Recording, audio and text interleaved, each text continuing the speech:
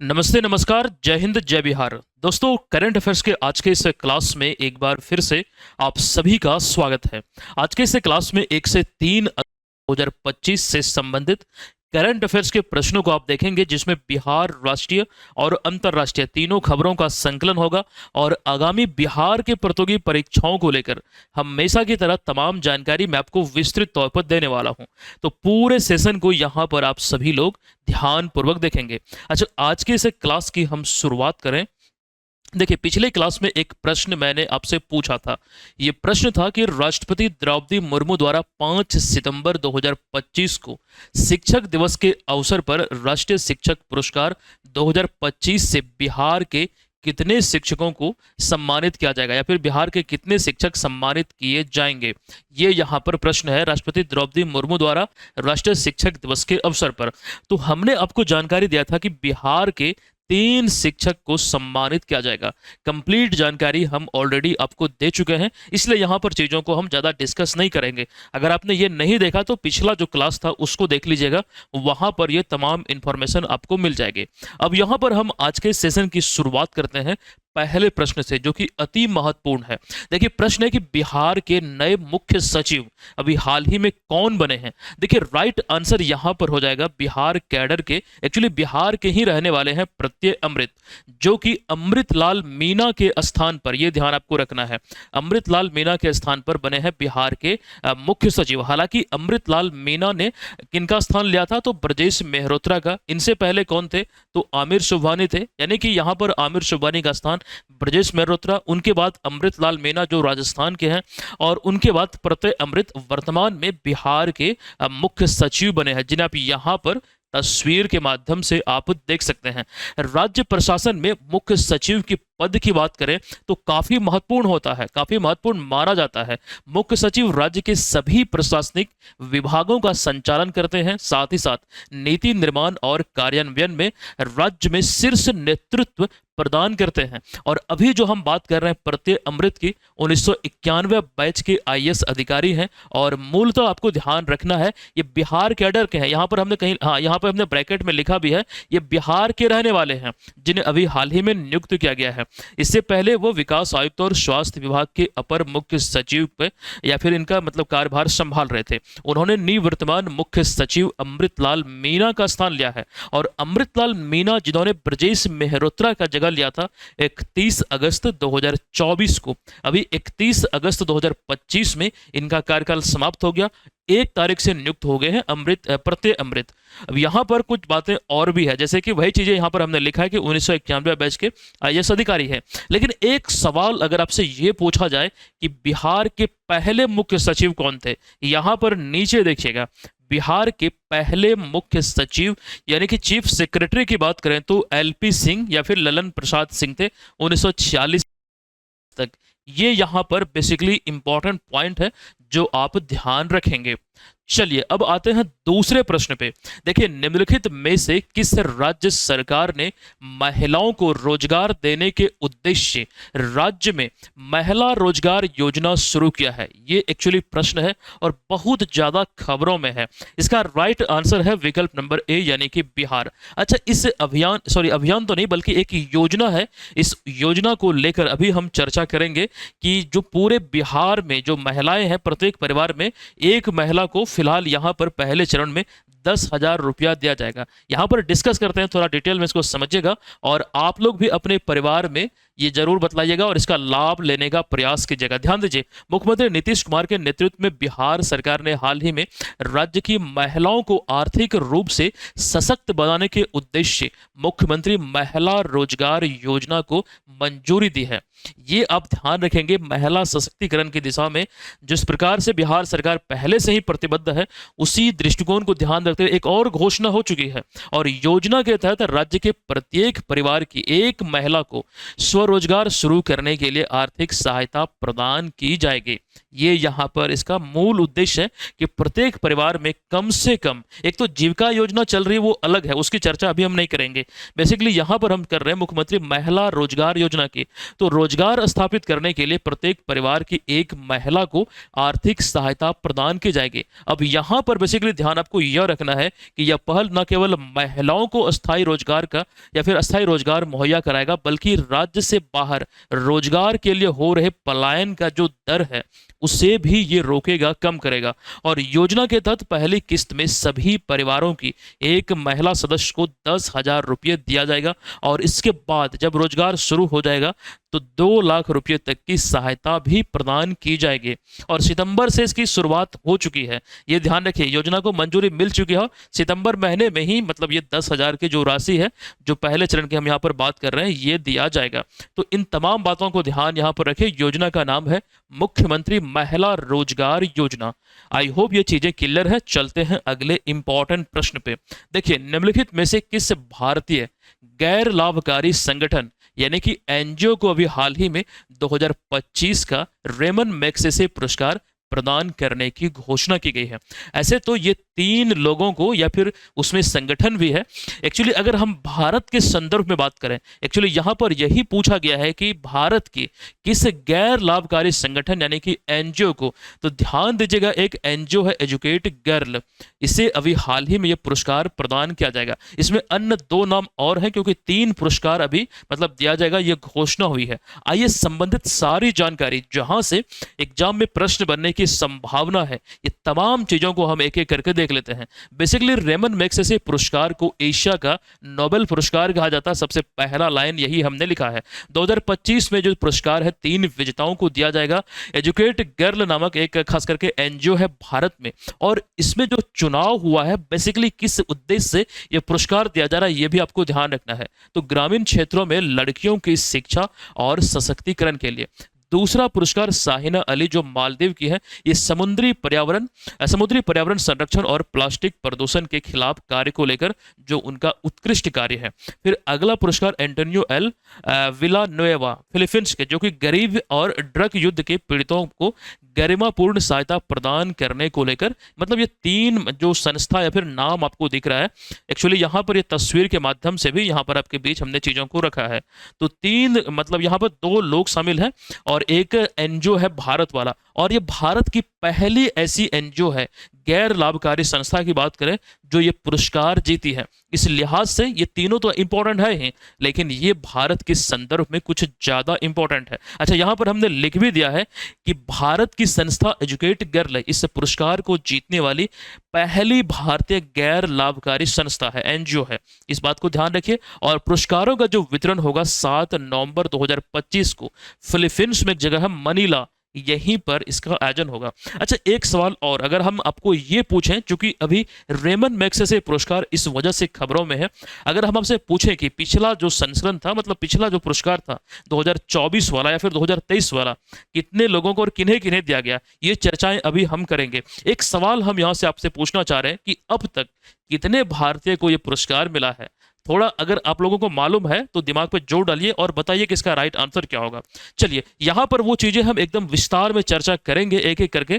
फिलहाल यहां पर सबसे पहले बात कर लेते हैं। अच्छा, अभी वाला जो ये वाला जो हमने देखा मैग्सेसे पुरस्कार, रेमन मैग्सेसे, ये इसका 67वां संस्करण है। आप लोग कहीं पर नोट कर लीजिएगा, यहां पर हमने मेंशन नहीं किया है, ये 67वां संस्करण है पुरस्कारों का।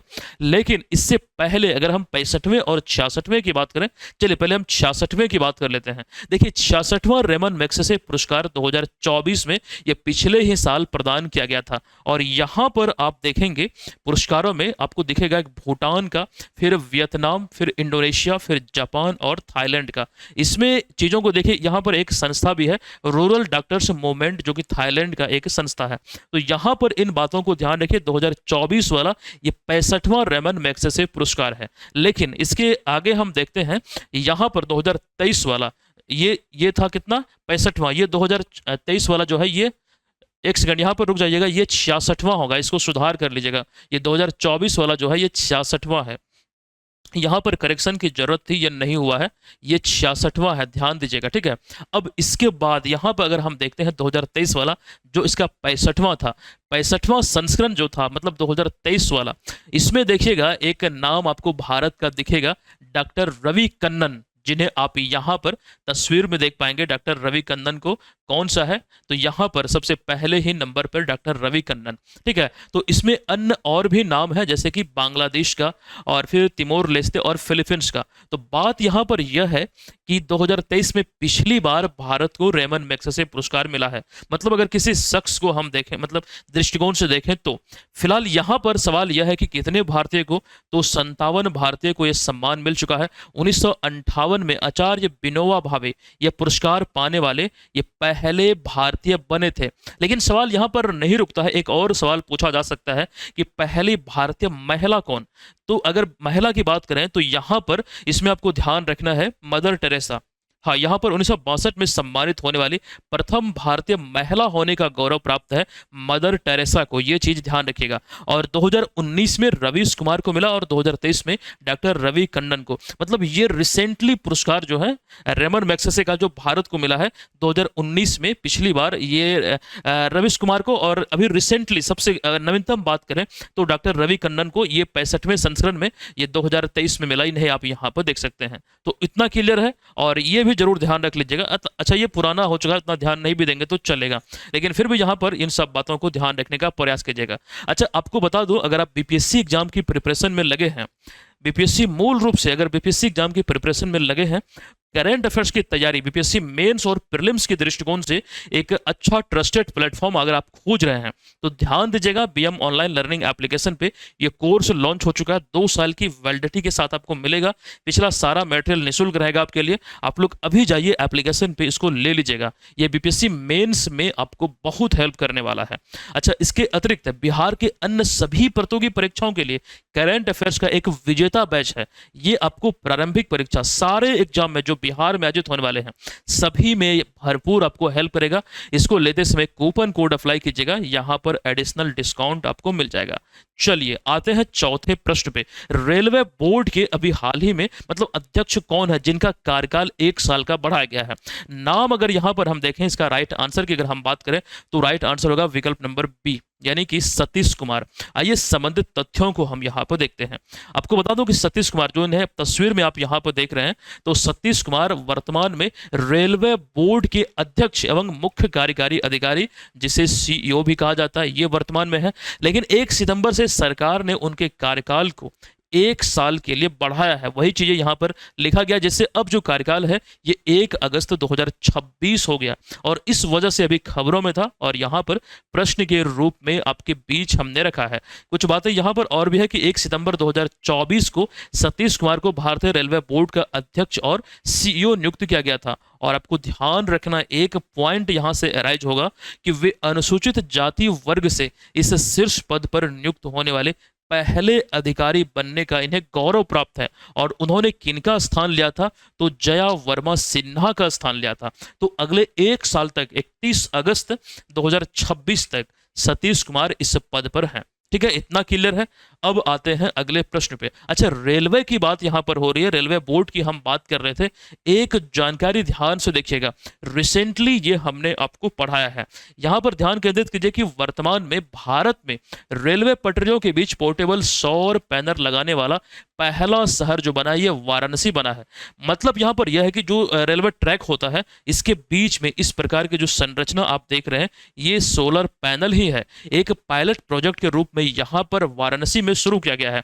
और चीजों को समझिएगा, यहां पर 70 मीटर ये ट्रैक पर लगाया गया है और 28 सोलर पैनल लगाए गए हैं, और जिनकी क्षमता होगी 15 किलोवाट पीक। ये यहां पर ध्यान रखिए। और अभी इसको जो लाया गया है, हो सकता है पायलट प्रोजेक्ट में, हो सकता है कि आने वाले दिनों में इसको और थोड़ा विस्तार किया जाए। लेकिन यहां पर पोर्टेबल सौर पैनल की अगर हम बात करें, पोर्टेबल का मतलब आई होप आप समझ रहे हैं, ठीक है। तो इसको ध्यान रखिए, पहला जगह, पहला शहर है वाराणसी, जहां पर ये पायलट प्रोजेक्ट के रूप में चलाया गया, शुरू किया गया। और भारतीय रेलवे का नेट जीरो का जो लक्ष्य है, ये कितना है आप सभी को मालूम है। और नेट जीरो के लक्ष्य में ये कदम जो है ये बहुत मददगार साबित होगा। भारतीय रेलवे का नेट जीरो का लक्ष्य 2030 है, भारत सरकार का 2070 है, बिहार सरकार का 2070 है। अच्छा, यहाँ पर लिखा भी क्या है कि भारतीय रेलवे का नेट जीरो का लक्ष्य 2030 है। अच्छा, रेलवे की बात हो रही है तो रिसेंटली कुछ बदले हुए रेलवे स्टेशन का नाम की जानकारी जो सूची है वो आपके बीच है। ये सभी एग्जाम में पूछा जा सकता है। जैसे ये उत्तर प्रदेश को लेकर ये तमाम बातों को ध्यान रखिएगा, जो पुराना नाम है और जो बदला हुआ नाम है। उसी प्रकार से कर्नाटक में और फिर मध्य प्रदेश में आपको ध्यान रखना है, फिर महाराष्ट्र में, ये सभी इंपॉर्टेंट है। और ये वाला तो पूछा जा भी चुका है, हबीबगंज रेलवे स्टेशन, ये इंपॉर्टेंट है, इसलिए मैं यहाँ पर आपको जोर देकर बतला रहा हूँ। अच्छा, एक प्रश्न हमने आपसे पूछा था पूर्व मध्य रेलवे को लेकर, हमने कई बार बोला है ये चीजें डिस्क्राइब आपके बीच किया है कि कई बार ये प्रश्न बहुत पुराने समय से पूछा जा रहा है कि भारतीय रेलवे में जो खास करके जो इसके जोन है, आपको ध्यान रखना है पूर्व मध्य रेलवे का जो मुख्यालय है वो कहां पर है। एक सिंपल सा प्रश्न है, हाजीपुर में है।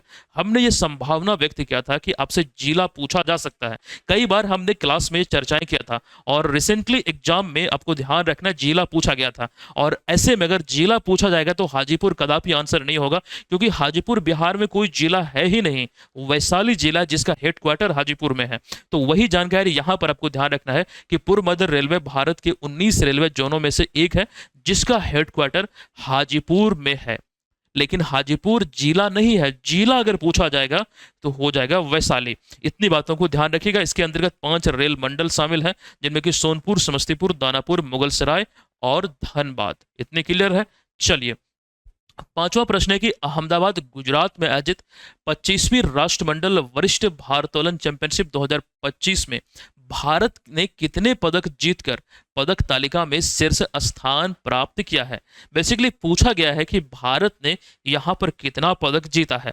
ध्यान देने वाली बात है कि यहां पर भारत ने कुल मिला के 13 पदक अपने नाम किया है, और पदक तालिका में अपना भारत प्रथम स्थान पर रहा है। इस चीज को ध्यान रखिएगा, पहला स्थान भारत ने प्राप्त किया है। देखिए, 2025 राष्ट्रमंडल भारोत्तोलन चैंपियनशिप गुजरात में अहमदाबाद में आयोजित हुआ 24 से लेकर 30 अगस्त 2025 तक।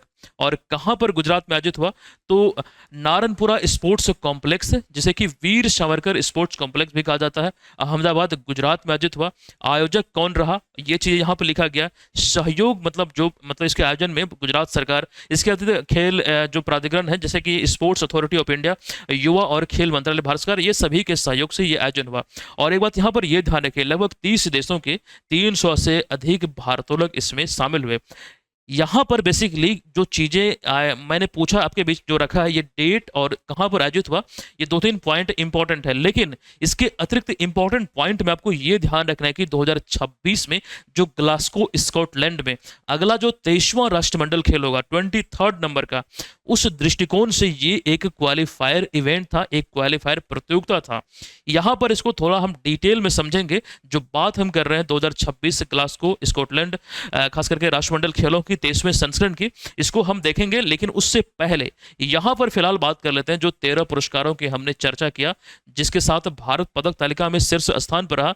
तो इसमें 4 स्वर्ण, 6 रजत, 6/10 और 3 ब्रॉन्ज यानी कि 3 कांस्य पदक के साथ 13 पदक भारत ने जीता और पदक तालिका में शीर्ष स्थान पर रहा। स्वर्ण पदक की सूची आप यहां पर देख रहे हैं, यह है ब्रॉन्ज यानी कि कांस्य की, और इधर जो आप देख रहे हैं ये रजत पदक की सूची देख रहे हैं। और ऐसा बिल्कुल भी नहीं है कि नाम नहीं पूछा जा सकता है, कोई भी नाम से आपको प्रश्न पूछा जा सकता है, क्योंकि पहले भी कई दफा इस तरह के प्रश्न बने हैं।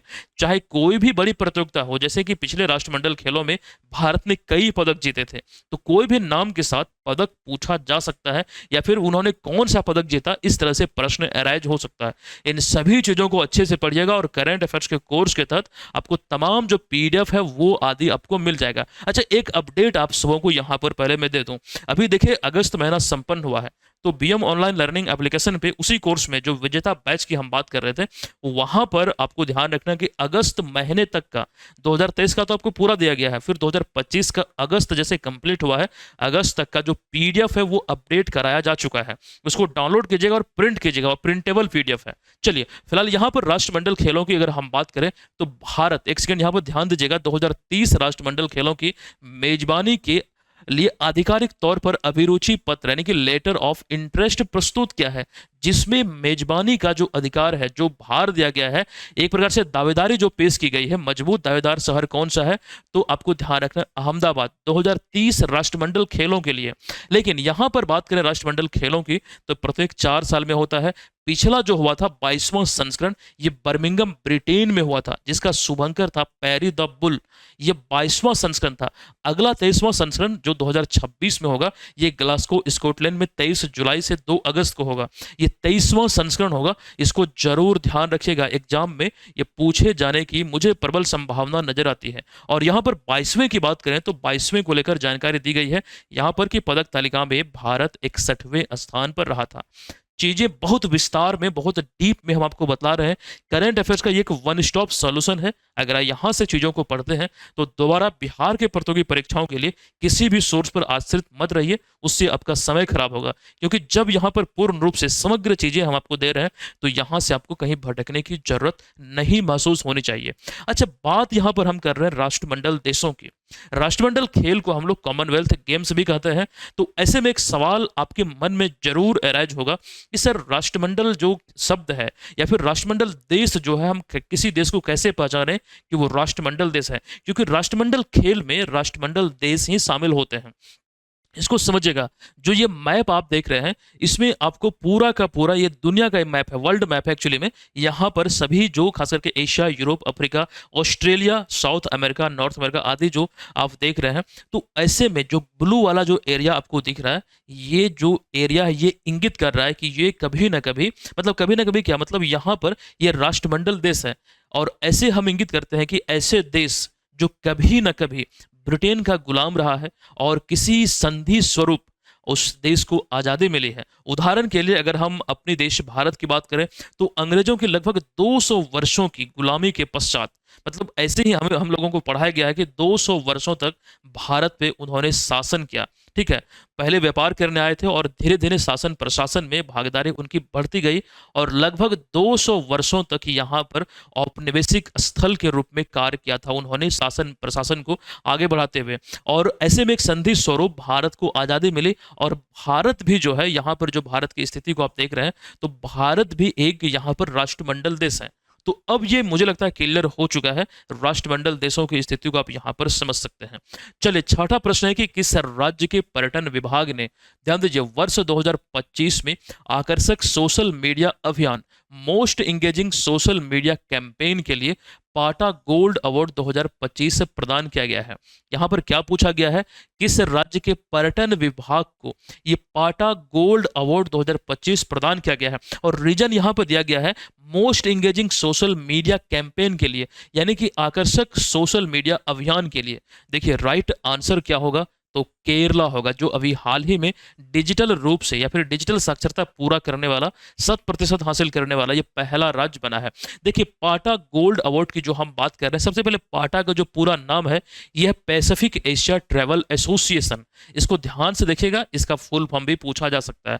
जो आपको ध्यान रखना है, एक अंतर्राष्ट्रीय पर्यटन संगठन है और यह एशिया प्रशांत क्षेत्र में पर्यटन को बढ़ावा देता है। और दरअसल 2025 को लेकर आपको बता दूं कि पाटा गोल्ड अवार्ड में केरल पर्यटन को most engaging social media campaign श्रेणी में सम्मानित किया गया है। ये चीजें इंपॉर्टेंट है। केरल को जो पुरस्कार मिला है, डिजिटल प्रचार अभियानों को एक प्रकार से उनकी सफलता को मान्यता देता है।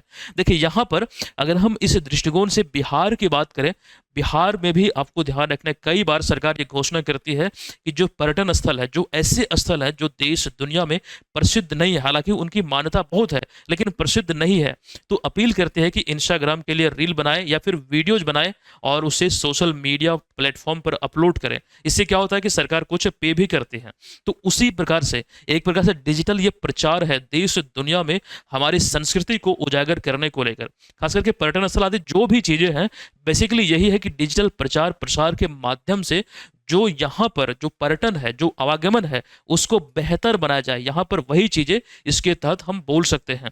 तो इसको लेकर यहाँ पर खास करके पर्यटकों का ध्यान केंद्रित होता है। इससे रोजगार के भी अवसर जो बढ़ते हैं, वो चीज़ें भी यहाँ पर आपको समझना पड़ेगा। तो अब यहाँ पर ध्यान दीजिए, हालांकि ये पहली बार नहीं है, केरल को इससे पहले भी कई अभियान के लिए, जैसे ह्यूमन बाय नेचर और come out and play campaign के लिए कई बार पुरस्कार मिल चुका है।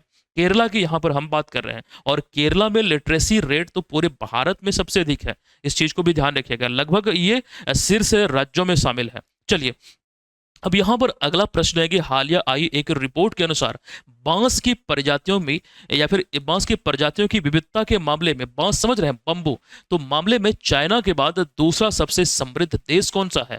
चाइना में बांस की तकरीबन 500 से अधिक प्रजाति पाई जाती है। ये पहले स्थान पर है, लेकिन अपना भारत दूसरे स्थान पर है। ज्यादा पीछे तो नहीं है, लेकिन दूसरे स्थान पर है। देखिएगा, यहाँ पर जो बांस की जो प्रजाति है, हालांकि तुलना अगर दोनों में करें तो बहुत ज्यादा कम है, लेकिन फिर भी दूसरे स्थान पर है भारत। देखिए, भारत में बांस का फैला हुआ जो क्षेत्रफल है, जो भारत सरकार की आधिकारिक रिपोर्ट है, उसी के आधार पर ये आंकड़े हैं। ठीक है, ये ध्यान रखिएगा, 13.96 मिलियन हेक्टेयर में है, और यह 136 प्रजातियों, जिसमें कि 125 देशी है और इसमें 11 जो है, 136 में से 11 विदेशी है। मतलब इसके साथ आपको ध्यान रखना है, जो बांस की जो प्रजाति है, उसमें विविधता को लेकर अगर हम देखें तो चाइना के बाद ये दूसरे स्थान पर है। यहाँ पर हमने मेंशन किया, ब्रैकेट में लिखा भी है कि चाइना में लगभग 500 प्रजाति है, 500 से अधिक ही होगा, जो कम नहीं होगा। भिन्न भिन्न प्रकार के आपको दिखेंगे। ठीक है, आप लोग मीडिया में, यानी सोशल मीडिया वगैरह में देखते होंगे, ये यहाँ पर एक अलग ही प्रकार की प्रजाति पाई जाती है, मतलब बहुत अलग अलग किस्म का। देखिए, बांस को लेकर अगर आपको ध्यान रखना एक पॉइंट है, तो गरीबों का लकड़ी इसे कहा जाता है, क्योंकि ग्रामीण अर्थव्यवस्था और कुटीर उद्योग का जो आधार है, ये इसी पर टिका हुआ है। इससे मतलब संभव ही नहीं है इसके बिना। ग्रामीण क्षेत्र में आप लोग देखते होंगे, जो खास करके बांस का इस्तेमाल काफी बड़े पैमाने पर होता है। बहुत सारे चीजों में इसका खास करके इस्तेमाल होता है, घर बनाने से लेकर कुछ रखने के लिए, अनाज आदि बहुत प्रकार की चीजें होती हैं जो गांव देहात में देखने को मिलता है। और भारत के संदर्भ में अगर देखें तो सबसे अधिक जो विविधता है, या फिर सबसे अधिक बांसों की जो प्रजाति है, वो पूर्वोत्तर राज्यों में पाया जाता है। ये चीज ध्यान आपको रखना है। और बांस जो है पूरी दुनिया में, एक बात यहाँ पर ये समझिएगा, बांस को पेड़ की श्रेणी में नहीं रखा गया है, बल्कि इसे पौधे की श्रेणी में रखा गया है। और पूरी दुनिया में सबसे तेजी से बढ़ने वाला ये पौधा है। तकरीबन 3 मीटर तक प्रत्येक दिन, ये आपको ध्यान रखना, यहाँ पे हमने मेंशन भी किया है कि 90 सेंटीमीटर, लगभग 3 मीटर, सॉरी मीटर नहीं, फीट हम बात कर रहे हैं, लगभग 3 फीट 90 सेंटीमीटर आसपास होता है, 3 फीट के। तो यहाँ तक बढ़ने का क्षमता, मीटर तो बहुत अधिक हो गया, मीटर नहीं, मिस्टेक हुआ, ये फीट की हम बात कर रहे हैं। 3 फीट तक ये प्रत्येक दिन बढ़ सकता है, इस चीज को ध्यान रखिएगा। और चाइना में तो बम्बू की सब्जी भी बनाई जाती है, जो बेबी बम्बू होता है उसका सब्जी भी बनाया जाता है। चलिए, अगला प्रश्न है कि भारतीय डाक विभाग यानी कि इंडिया पोस्ट के द्वारा हाल ही में डीजी पिन प्रणाली को लागू करने के लिए किस संस्था के साथ साझेदारी किया गया है? देखिए, यहाँ पर डीजी पिन प्रणाली जब शुरू हुई थी, जब घोषणा भी हुई थी, हमने जानकारी आपको दिया था। अभी इसी चीज को सुचारू रूप से संचालित करने को लेकर एक साझेदारी हुआ है। बेसिकली यहाँ पर पूछा गया किसके साथ, तो मैप माई इंडिया, विकल्प नंबर बी जो है इस प्रश्न का करेक्ट आंसर यहाँ पर हो जाएगा। आइए, इसको यहाँ पर देखते हैं कि भारत डाक विभाग द्वारा पता प्रणाली को आधुनिक बनाने के उद्देश्य से 2 डिजिटल प्लेटफॉर्म अभी हाल ही में लॉन्च किया गया था, नो योर पिन कोड और know your DG pin. DG pin अर्थात डिजिटल पोस्टल इंडेक्स नंबर है, और ये जियो कोड डिजिटल एड्रेस सिस्टम पर कार्य करता है। यानी कि डाक विभाग ने, आपको ध्यान रखने से ऐसे डिजाइन किया है कि इससे पता प्रणाली जो है पहले की तुलना में ये सुगम हो जाती है। और मुख्य भूमिका इसमें रही है, यहाँ पर आपको ध्यान रखना है कि आईटी हैदराबाद और एनआरएससी जो इसरो का ही एक संस्था है, इसके सहयोग से इसे विकसित किया गया है।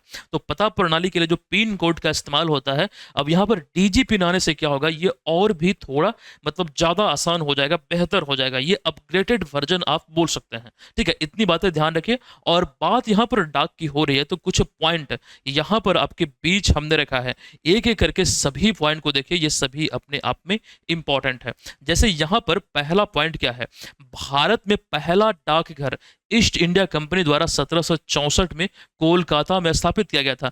शायद यही वो तस्वीर है, हमने इंटरनेट से लिया है, जो आप यहाँ पे देख रहे हैं। 1774 में कोलकाता में बंगाल प्रेसिडेंसी के तहत यह स्थापित किया गया था। और डाक विभाग ने वर्ष 1972 में 6 अंकों वाली जो पिन कोड प्रणाली है, जो एक प्रकार से एड्रेस बताती है, मतलब बेसिकली यही तो है ना, इसकी शुरुआत की थी 1972 में। अच्छा, ये भी पूछा जा सकता है कि पिन कोड में कितने अंक होते हैं। जैसे एग्जाम में कई बार पूछा गया कि आधार कार्ड में कितने अंक हैं, पैन कार्ड में कितने हैं, तो पिन कोड प्रणाली में भी ये आपको ध्यान रखना है। 1854 में आपको ध्यान रखना है कि पहला अखिल भारतीय डाक टिकट जारी हुआ। 1880 में भारत में मनी ऑर्डर सिस्टम की शुरुआत हुई और 1986 में भारत में स्पीड पोस्ट सेवा शुरू हुई। अच्छा, भारत का जो डाक सेवा है पूरी दुनिया में सबसे बड़ा सेवा है। डाक सेवा की अगर हम बात करें तो पूरा विस्तृत अगर यहाँ पर चीजों को देखें तो चलिए आते हैं अगले प्रश्न पे। देखिए अगला प्रश्न यहां पर क्या है कि प्रधानमंत्री,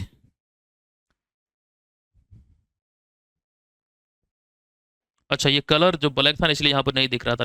चलिए मैंने सोचा क्या हो गया। चलिए अगला प्रश्न है कि प्रधानमंत्री नरेंद्र मोदी को अगस्त 2025 में यात्रा के दौरान दारुमा गुड़िया किसने भेंट की है। ये दारुमा गुड़िया जो है इस समय अभी खबरों में है। अब यहाँ पर ये हम तस्वीर के माध्यम से भी आपको दिखलाएंगे। बेसिकली ये प्रश्न है और इसका जो राइट आंसर है ये हो जाएगा विकल्प नंबर सी। अभी आपको मालूम है जापान और चाइना के दौरे पर थे। यहाँ पर पुजारी रेव सीसी हिरोसे इनके द्वारा अभी हाल ही में सम्मानित किया गया है। इसको समझिएगा।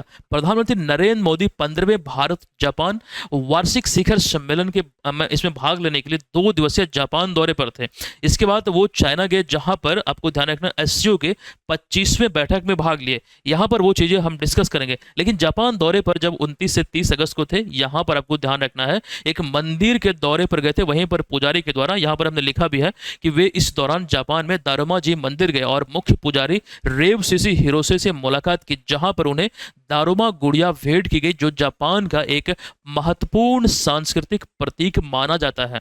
तो ये नरेंद्र मोदी को मिला है, किनके द्वारा मिला और पूछा जा सकता है अभी हाल ही में खबरों में रहा दारुमा गुड़िया क्या है। तैयार रहिएगा, इस तरह के प्रश्न एग्जाम में देखने को मिल सकता है। और जापान दौरे की बात करें तो प्रधानमंत्री नरेंद्र मोदी का ये 8वां जापान दौरा था। इसके बाद वे खास करके चाइना गए और 25वें शंघाई सहयोग संगठन समिट में भाग लिए। और यहाँ पर आपको ध्यान रखना है कि कई दिग्गज नेता, यहाँ पर व्लादिमीर पुतिन भी थे रशिया के राष्ट्रपति, और ये सभी लोग अगर इंटरनेट में वीडियो वगैरह आपने देखा होगा तो गप कर रहे हैं, किसी टॉपिक पर चर्चा कर रहे हैं, हंस रहे हैं। और ये चीज़ें डोनाल्ड ट्रंप को थोड़ा ठेस पहुंचा सकते हैं, क्योंकि अभी भारत और अमेरिका के बीच जो थोड़ा बहुत तनाव है टैरिफ को लेकर, ये चीज़ें यहाँ पर बहुत कारगर मेरे दृष्टिकोण से होने वाली है। भारत का रिश्ता, भारत कभी नहीं चाहते किसी भी देश के साथ अपना रिश्ता खराब हो, हमेशा से भारत की ऐसी रणनीति रही है। तो ऐसे में ये ध्यान आप लोग रखिएगा। अगला प्रश्न है कि 25वें शंघाई सहयोग संगठन यानी कि एससीओ बैठक यानी कि सम्मेलन की हम बात करें तो जो आयोजन है निम्नलिखित में से किस देश में हुआ और इस सम्मेलन का जो मुख्य उद्देश्य क्या है। अभी ये चीजें क्लियर हो गई क्योंकि ये चाइना में आयोजित हुए, अभी हम डिस्कस कर रहे थे। और इसका मुख्य उद्देश्य है क्षेत्रीय सुरक्षा, आतंकवाद विरोध और आर्थिक सतत सांस्कृतिक सहयोग को बढ़ावा देना। इसको लेकर अभी हाल ही में 25वां शंघाई सहयोग जो सम्मेलन है यानी कि 25वां एससीओ समिट आप बोल सकते हैं, ये अभी चाइना में आयोजित हुआ। विकल्प नंबर सी इसका राइट आंसर है। ये चीजें यहां पर दर्शाई गई है। यहां पर ध्यान रखिए 31 अगस्त से 1 सितंबर तक ये आयोजित हुआ है। तियानजिन एक जगह है चाइना में, जिसके बाद ये 2 देशों के दौरे के बाद नरेंद्र मोदी वापस आए हैं। 1 तारीख को ये संपन्न हुआ। और यहाँ पर एक विशेष पॉइंट ये भी है कि एससीओ शिखर सम्मेलन के इतिहास में ये सबसे बड़ा शिखर सम्मेलन माना जाता है। और ऐसे समय में जब खास करके कई देशों के बीच तनाव की स्थिति पैदा हुई है और चाइना द्वारा यह 5वीं बार है जब ये बैठक या फिर इसकी मेजबानी किया गया है। एससीओ में मुख्य रूप से 8 इसके सदस्य देश हैं। ध्यान रखिए इसमें पाकिस्तान भी है। और वीडियो अगर आपने देखा होगा, एक वीडियो में पाकिस्तान के प्राइम मिनिस्टर थोड़ा अलग थलग नजर आ रहे हैं। बाकी भारतीय प्रधानमंत्री और कई सारे जो नेता हैं वो एक साथ गप करते हुए नजर आ रहे हैं। ठीक है, वो एक अलग विषय है। लेकिन ध्यान रखिए Bharat, Pakistan, Russia, China, Kazakhstan, Kyrgyzstan, Tajikistan और उज्बेकिस्तान ये देश मुख्य रूप से इसमें सदस्य के रूप में शामिल है। हालांकि कई पर्यवेक्षक देश या फिर साझेदार यानी कि पार्टनर देश भी यहाँ पर आए हुए थे। ये तस्वीर डोनाल्ड ट्रंप को थोड़ा विचलित कर सकता है, एक बार से टेंशन देने वाली बात है। अभी रशिया यूक्रेन जो खास करके युद्ध को लेकर अलास्का में, मतलब उसी के संदर्भ में अलास्का में डोनाल्ड ट्रंप और पुतिन के बीच एक बैठक हुई थी। कई सारी बातें निकलकर सामने आई और वहां पर कोई भी फैसला नहीं हुआ, वो एक प्रकार से वहां पर डिसीजन नहीं हो पाया। लेकिन हालांकि वार्ता बाद में होगी, ये यहां पर कहा गया था। चलिए फिलहाल अगला प्रश्न है यूडाइस यानी कि इन unified district information system for education, यानी कि भारत का स्कूल शिक्षा का राष्ट्रीय डेटा सिस्टम के अनुसार भारत में स्कूल शिक्षकों की संख्या पहली बार कितनी हुई है। ये पहली बार है जब ये डेटा खास करके ये आंकड़े को पार किया, मतलब जो डेटा आया है आंकड़े को पार किया है। तो राइट आंसर होगा 1 करोड़। अगर हम बात करें जो खास करके सरकारी शिक्षक हैं, जो रिपोर्ट कहते हैं यूडाइस के, इसके आधार पर पूरे भारत में अब शिक्षकों की संख्या 1 करोड़ से पार कर चुकी है। समझ लीजिए यहाँ पर सिर्फ गवर्नमेंट टीचर की बात हो रही है। चलिए विकल्प नंबर ए इसका करेक्ट आंसर होगा। अब यहाँ पर हम आते हैं आज के अगले प्रश्न पे। अगला प्रश्न है कि गूगल ने अपनी नई एआई इमेज एडिटिंग टूल का अनावरण किया है। इसका मूल कोड नेम और वर्तमान नाम क्या है? ध्यान दीजिए, मूल कोड नेम, जैसे कि गूगल की जो पेरेंट कंपनी है, जो मूल कंपनी है वो अल्फाबेट है, उसी प्रकार से जो यहाँ पर एआई इमेज एडिटिंग टूल का अनावरण किया, इसका मूल जो नाम है वो क्या है? यहाँ पर ध्यान रखिए, नैनो बनाना, विकल्प नंबर बी, नैनो बनाना इसका मूल नाम है, लेकिन वर्तमान में जेमिनाई 2.5 फ्लैश इमेज ये नाम दिया गया है। तो अब ये इस नाम से जाना जाएगा। तो आज के से क्लास में इतनी महत्वपूर्ण जानकारी समग्र रूप से आपके बीच हमने रखा है, इसको ध्यान रखिएगा। ये रहा आज के से क्लास का प्रश्न, इसका आंसर आप सभी को लिखना है कमेंट बॉक्स में। और एक बात और, जो पीडीएफ हम आपको देते हैं, जैसे ये बिहार स्पेशल का है, जो करंट अफेयर्स में आपको मिलता है, ये तमाम पीडीएफ जो ईयरली वाला संस्करण है, ये सभी इसमें आपको मिल जाएगा। अभी जो अगस्त महीने वाला रिलीज हुआ है, ये सभी आप नॉमिनल सा चार्ज पर इसके थ्रू प्राप्त कर सकते हैं। इधर उधर बिल्कुल मत भटकिए। एक नाम मात्र की फी पर लगभग 300 रुपये में पूरा का पूरा जो तैयारी है वो आपकी यहाँ से हो जाएगी। ये जिम्मेदारी हमारी है। दोस्तों हम मिलते हैं आपसे नेक्स्ट क्लास में। अगर आप बीपीएससी एग्जाम की प्रिपरेशन में लगे हैं तो इस वाले कोर्स को जरूर ले लीजिएगा। कंप्लीट जो प्रीलिम्स को लेकर एक पैकेज है वो इसमें हम आपको प्रोवाइड करेंगे। और इसके अतिरिक्त हमने जो आपको बोला था बीपीएससी प्री और मेंस को लेकर करंट अफेयर्स का एक कोर्स है, यह है करंट अफेयर्स का गोल्ड कोर्स, जो आपको परचेज करना है, जो मूलतः बीपीएससी मेंस के दृष्टिकोण से प्रिपरेशन में लगे हैं। इसमें प्रीलिम्स का भी मटेरियल मिलेगा और मेंस का भी मिलेगा। हम मिलते हैं आपसे नेक्स्ट क्लास में, तब तक के लिए धन्यवाद। जय हिंद।